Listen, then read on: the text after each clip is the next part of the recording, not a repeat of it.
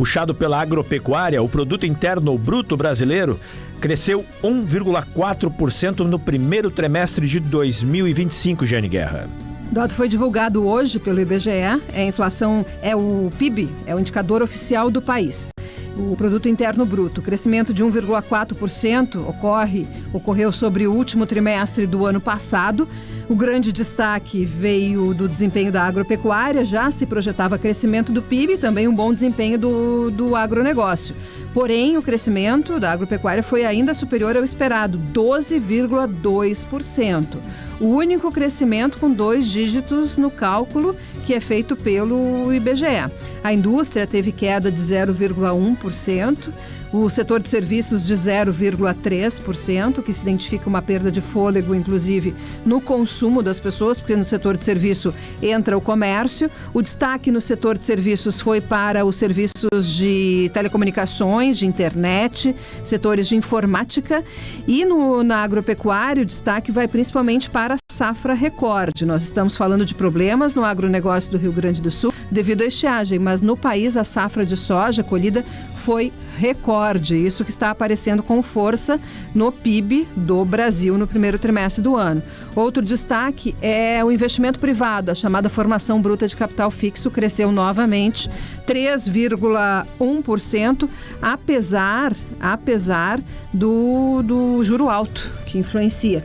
E o que está se avaliando é que este crescimento de investimento acontece muito por uma antecipação de negócios feita no primeiro trimestre, antes de o presidente dos Estados Unidos, Donald Trump, anunciar o seu tarifaço, a guerra comercial, e que isso tem alguma influência, inclusive, nas compras e nas vendas dos chamados bens de capital, que são as máquinas que as indústrias usam para produzir mais. E que isso entra dentro deste indicador, desta variável que é de investimento privado. Estes são os destaques. Se espera para os próximos trimestres, no entanto, uma desaceleração. Seja porque o resultado da safra se concentra muito neste período, seja porque medidas de estímulo a consumo, especialmente no segundo semestre, devem perder o fôlego. 11h11. Gente, pois não? E temos também uma prévia do indicador do Rio Grande do Sul da economia, tá? O PIB do Rio Grande do Sul é divulgado depois, o IBGE divulga o consolidado primeiro nacional e depois divulga para os estados, mas nós já temos a prévia do PIB, que é o acompanhamento da economia que é feito pelo Banco Central.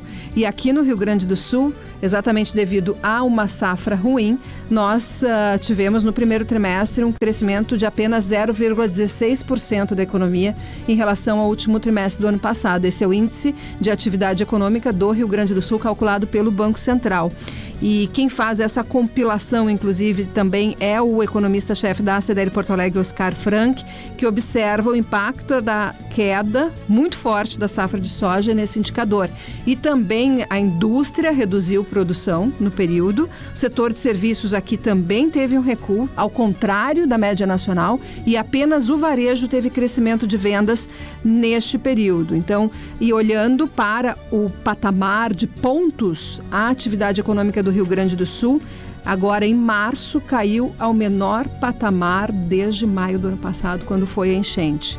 E teve o segundo pior desempenho do país no primeiro trimestre, segundo esse monitoramento do Banco Central, ficou na frente apenas de Pernambuco.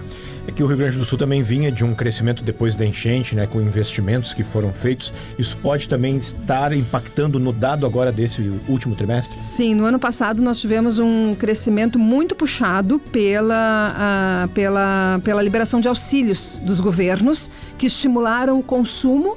E aí isso provocou, no varejo do Rio Grande do Sul, um crescimento superior a 8%, o maior crescimento do país, bem lembrado, Josimar. E esse crescimento do varejo acabou também puxando alguns setores da indústria, alguns segmentos da indústria, como o setor moveleiro, com a reposição das perdas, também o setor de eletrodomésticos no varejo teve um grande movimento, e o setor de roupas, exatamente, para compra, para doação e para reposição pelas famílias, aquilo que foi perdido na enchente. Obrigado, Giane.